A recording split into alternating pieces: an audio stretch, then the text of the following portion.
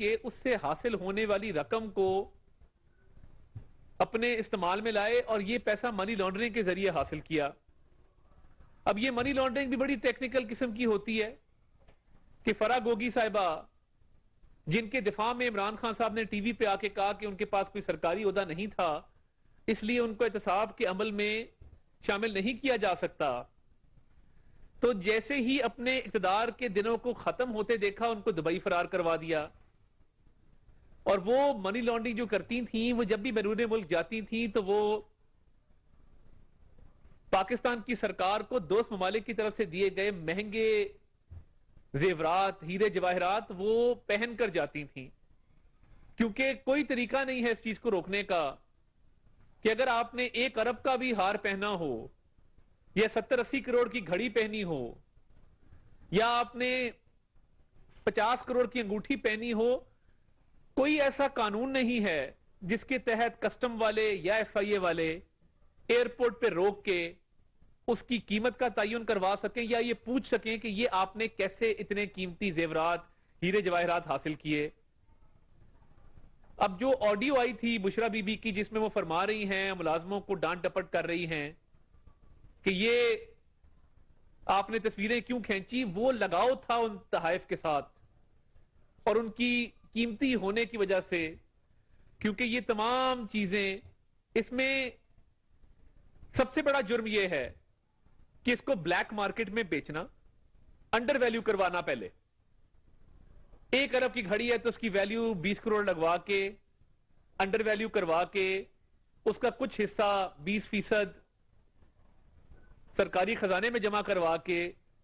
तो उसको 80 करोड़ का ब्लैक मार्केट में बेच के वो पैसे खा जाना। अब इसमें कई इलीगैलिटीज हैं कि पहले तो जाली रसीदें बनवाई गई, जब उनको अंडर वैल्यू किया गया, वो जो अंडर वैल्यूएशन है वो कस्टम्स ने और एक प्राइवेट कंपनी ने बड़ा क्लियर उसमें उसको अंडर वैल्यू किया कि 80 करोड़ की चीज जो है वो 10 करोड़ की दिखाई। फिर उसके बाद जब उसको ब्लैक मार्केट में बेचना था तो उससे पहले किसी और से उसकी जाली रसीद कम कीमत की बनवाई गई। अब ये तहकीकात चल रही हैं, दुबई में भी चल रही हैं, पाकिस्तान में भी चल रही हैं, मगर अफसोस की बात यह है कि ना फर्द जुर्म आयद होने दी जाती है और ना ही तहकीकात में पेशरफ्त जो है वो होने दी जाती है, क्योंकि जो ऑडियोज वीडियोज आ रही हैं उससे यह बात बिल्कुल वाज़ेह हो चुकी कि इमरान नियाजी साहब के अदलिया में सहूलतकार मौजूद हैं, जो ना सिर्फ उनको एहतसाब के अमल से बचाना चाहते हैं बल्कि उनको कुर्सी इख्तिदार तक ले जाना भी चाहते हैं। और वो ये समझते हैं कि उनका अपना मफाद और फायदा इसमें है कि इमरान नियाजी को एहतसाब के अमल से बचा के इख्तिदार के ऐवानों तक पहुंचाया जाए। अब ये करप्शन के केसेस, टिरियन जेड वाइट का केस, जिसमें तमाम तर सबूत आ चुके हैं, जिसमें शहादतें आ चुकी हैं, उनको आगे इसलिए नहीं बढ़ने दिया जा रहा क्योंकि ये सहूलतकार खुद करप्ट हैं, जिनके खिलाफ रेफरेंस अगर दायर हो आर्टिकल 209 आइन की शिक के तहत तो वो समाअत के लिए मुकर्रर नहीं किया जाता। यानी इमरान नियाजी को वो शख्स बचा रहा है जिसकी अपनी मनी ट्रेल मुयस्सर नहीं है, जिसके अपने बच्चे फ्रंटमैन हैं 2, जिसकी अरबों की जायदाद है और जिसके पास व्हाइट मनी का सबूत कोई नहीं है। तो ये एक नेक्सस है जिसके तहत इमरान नियाजी को बचाया जा रहा है और ये चंद अफराद हैं जो ये काम कर रहे हैं। ये भी सुनने में आ रहा है कि जिस दिन फर्द जुर्म आयद होनी थी उस दिन अली अफजल शाही साहब कोर्ट में मौजूद थे। चीफ जस्टिस के दामाद के तौर पे एक मतहत जज की कोर्ट में मौजूद होना उस पर प्रेशर डालने के मुतरादिफ है। और यह भी बात सुनने में आई है कि अली अफजल शाही साहब का जज साहब से टेलीफोन पर राब्ता हुआ और उन्होंने अपने ससुर का पैगाम उन जज साहब तक पहुंचाया। ये साजिशें हैं जो इमरान खान और उसके सहूलतकार कर रहे हैं ताकि करप्शन का हिसाब ना देना पड़े, ताकि एहतसाब के अमल से बचा जाए। और ये सब कुछ एविडेंस के बगैर मैं बात नहीं कर रहा, ये तमाम तर वो चीजें हैं जो ऑन रिकॉर्ड मौजूद हैं। अब पीटीआई की तरफ से यलगार की जाती है क्योंकि वो मरियम नवाज फोबिया का शिकार है। पीटीआई उन पे खौफ है मरियम नवाज शरीफ साहिबा का, तो मरियम फोबिया में मुब्तला है पीटीआई। और आपका उनसे मुकाबला क्या है? वो खातून जो पब्लिक ऑफिस होल्डर नहीं थी, वो खातून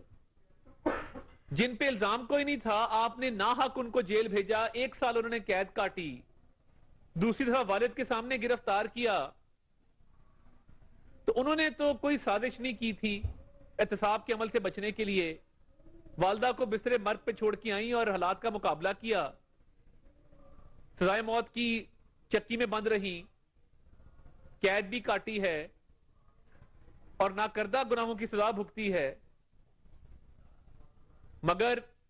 दलेरी के साथ, हिम्मत हौसले के साथ ये काम किए। जब आज आपको बड़ा याद आता है कि जी वो घर पे अकेली थी खातून खाना, तो जब इनके होटल का कमरा तोड़ा गया था, क्या आप उसमें मुलव्विस नहीं थे? क्या वो खातून नहीं थी? आप जिस हद तक जाते रहे हैं अपने सियासी मुखालफीन के खिलाफ, और जिस हद तक आपने इंतकामी सियासत की एहतसाब के नाम पे, और निकला कुछ भी नहीं, आपके अपने हाथ करप्शन में रंगे हुए हैं। आपकी अहलिया, आपके गैंग में बाकी जो लोग थे, फरा गोगी, एहसन जमील गुज्जर, ये तमाम वो लोग हैं जिन्होंने कौम का पैसा बेदर्दी से लूटा है। एक एमपी के घर से करोड़ों रुपए के सूटकेस निकल रहे हैं। ये सारी वो बातें हैं जिनसे बचने के लिए इमरान अहमद न्याजी, कल मुझे दुख और अफसोस हुआ कि इस मुल्क में सियासतदानों ने बड़ा बड़ा कुछ भुगता है, मगर कल एक काली शीट मुंह के इर्द गिर्द बांध के मैंने पहली दफा ये मंजर देखा है कि दहशतगर्दों को तो चलो अदालत में पेश करते हैं तो वो सिक्योरिटी एजेंसीज उनको काला कपड़ा पहनाती हैं, उसकी कानूनी वजूहात भी हैं, मगर पहली दफा एक बुज़दिल डरपोक लीडर काली शीट मुंह पे लपेट के अदालत के अंदर गया। मैंने ऐसा बुज़दिल आदमी जिंदगी में नहीं देखा कि जिस पर गिरफ्तारी का खौफ इतना तारी है, जो कैद से इतना डरता है। यह बात तो पहले सोचनी थी जब करप्शन कर रहे थे अपनी अहलिया के साथ मिलके, यह अब ख्याल आया है। और बुज़दिली की निशानी यह भी है कि बड़के बहुत मारता है। मैं मुजम्मत करना चाहता हूं जो सिविल और मिलिट्री ऑफिसर्स की फैमिलीज को थ्रेट किया जा रहा है सोशल मीडिया के जरिए और बयानात के जरिए, जो घरों में घुसने की बात की जा रही है। आपको शर्म आनी चाहिए इमरान अहमद न्याजी। एक तरफ वाना के अंदर, वजीरिस्तान के अंदर आईएसआई के एक ब्रिगेडियर शहीद हुए, फौज के जवान शहीद हुए, मुल्क के लिए कुर्बानियां दे रहे हैं, मुल्क की सरहदों की हिफाजत कर रहे हैं। और दूसरी तरफ आप मिलिट्री ऑफिसर्स को थ्रेटन करते हैं, आप सिविल ऑफिसर्स को थ्रेटन करते हैं, उनकी फैमिलीज के हवाले से बात करते हैं, उनके एड्रेसेस आप सोशल मीडिया पे डिस्प्ले करते हैं कि हमें नहीं पता कि ये एड्रेसेस आपने लगवाए हैं, कि ये इनके पते हैं, सिर्फ थ्रेट करने के लिए। वो आपकी तरह बुज़दिल नहीं है कि आपकी इन गीदड़ भपकियों से, इन खोखली थ्रेट से वो डर जाएं। बहादुर लोग हैं, पाकिस्तान के लिए खड़े हैं, मुल्क की सालमियत के लिए खड़े हैं, मुल्क की दफा के लिए खड़े हैं, जान का नजराना पेश करने को तैयार है। आपकी तरह मुंह के इर्द गिर्द काली शीट लपेट के कोर्टों के कॉरिडोर में जलील होते नहीं फिर रहे, एक गिरफ्तारी से बचने के लिए और अपने करप्शन के काले धन को, ब्लैक मनी को छुपाने के लिए। अब आपने एक नई साजिश बुनी है। ये तो चलें, बहादुर लोग हैं, मुकाबला करेंगे आपका, मगर ये जो आप बैरूनी साजिश करवाने जा रहे हैं, ये भी एक नया इस मुल्क में काम होने जा रहा है कि पहले अमेरिकी साजिश कहा कि इनकी रिजीम चेंज और इनको हुकूमत से निकालने में अमेरिकी साजिश हुई, मगर अब क्या कर रहे हैं? अब गैर मुल्की, अब ये ज़ल्मे खलीलजाद साहब हैं, एलची हुआ करते थे अफगानिस्तान और पाकिस्तान के, इनकी बेगम साहिबा यहूदी हैं। अब ये जो यहूदी लॉबी है ये इमरान खान को प्रोटेक्ट करने सामने आ गई है और इमरान खान को तमाम तर तहफ़्फ़ुज़ फराहम करने सामने आ गई है और बाकायदा बयानात दिए जा रहे हैं इमरान खान के दफा में, बाकायदा खत जारी किए जा रहे हैं, क्योंकि ये अब करप्शन में पकड़ा जाने वाला है। तो ये अब गैर मुल्की एजेंडे पे चलना शुरू हो गया है कि वहां के जो मनफी अनासर हैं, हमारे बड़े अच्छे ताल्लुकात हैं तमाम ममालिक के साथ, पाकिस्तान तमाम ममालिक की रिस्पेक्ट भी करता है, मगर कुछ अनासर, कुछ रिटायर्ड ऑफिसर्स ऐसे मौजूद हैं जो स्टेटमेंट्स दे रहे हैं इमरान खान साहब के हक में। तो जब कौम को कहा था हम कोई गुलाम हैं, तो तब बताना था कि मेरे भी रवाबित हैं, मैं भी अपने केसेस से बचने के लिए बाहर राब्ते कर रहा हूं। तब तो कौम को स्टिकर लगवा दिए और अपने करतूत ये हैं कि आज फवाद चौधरी साहब कह रहे हैं कि जी बैरून मुल्क बड़ी तशवीश पाई जाती है इंसानी हकूक के हवाले से। भाई हम इंसान नहीं थे, हकूक सिर्फ आपके हैं। जब मरियम नवाज शरीफ साहब को बंद किया गया, शहबाज शरीफ साहब को बंद किया गया, मियां नवाज शरीफ साहब पे झूठे केसेस बना के उनको निकाला गया और फिर कैद किया गया, हमजा शहबाज शरीफ साहब को कैद किया गया, आधी जमात हमारी अंदर कर दी गई और इमरान खान साहब और शिराद अकबर साहब लाइव देखते थे कि किसी का पंखा बंद करवा दो, किसी की बिजली काट दो, किसी को हीटर ना दो, किसी को तकिया ना दो, किसी को मैट्रेस ना दो, किसी का घर का खाना बंद कर दो, राना सनाउल्लाह की दवाइयां बंद कर दो। हम इंसान नहीं थे, हमारे इंसानी हकूक पामाल नहीं हुए। हमने तो बैरून मुल्क किसी को नहीं कहा कि हमारी आके मदद करो, हमें बचाओ। तो आज अभी तो आप गिरफ्तार भी नहीं हुए हैं, अभी तो करप्शन के सवालात पूछे जा रहे हैं कि आपने क्या करप्शन की है, फर्दे जुर्म आयद होनी है, बेटी का सवाल है और आपकी चीखें ऐसे निकल रही हैं कि आप मुंह के इर्द गिर्द काली शीट लपेट के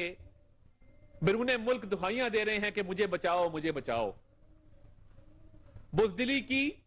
मुनाफिकत की, बेशर्मी की ये हद है जो इमरान नियाजी साहब करने पे तुले हुए हैं। आप बैरून मुल्क से लोगों को दावत दें आपकी मदद के लिए, आप मुल्क के अंदर अदलिया के जो करप्ट जजेस हैं जिनके खिलाफ रेफरेंस दायर हैं उनसे सहूलतकारी लें,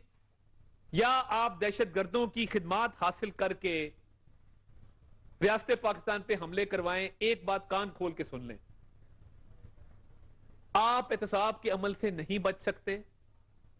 आपको हिसाब तोशा खाना का भी देना होगा, बेटी का भी देना होगा, फॉरेन फंडिंग का भी देना होगा, करप्शन का भी देना होगा। और ये जो कौम को गुमराह कर रहे हैं सोशल मीडिया पे झूठी कैंपेन चला के, बैरून मुल्क पाकिस्तान की अफवाज के खिलाफ मुजाहरे करवा के, या ये शर्म से डूब मरने का मकाम है। चुल्लू भर पानी में डूब मरिए इन हरकत के ऊपर कि करप्शन आपने की है, नाजायज बेटी आपकी है,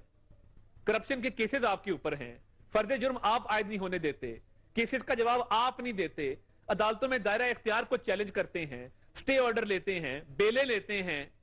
और मुजाहरे करवा रहे हैं अफवाज के खिलाफ। बाहर चंद गैर मुल्की एजेंसियां इस साजिश में मुलव्वस हैं जहां पे 2-4 लोग बाहर बैठ के सोशल मीडिया पे बयानात देते हैं और सोशल मीडिया पे पाकिस्तान की सालमियत के हवाले से वो अपना मनफी प्रोपेगेंडा करते हैं। वो बिल्कुल उनको हिमायत रॉ की हासिल है। ये 2-4 लोग हैं जो बैरून मुल्क बैठ के साजिशों में मसरूफ अमल हैं। तो ये इससे कोई फर्क नहीं पड़ेगा, आप मुजाहरे भी कर लें बैरून मुल्क।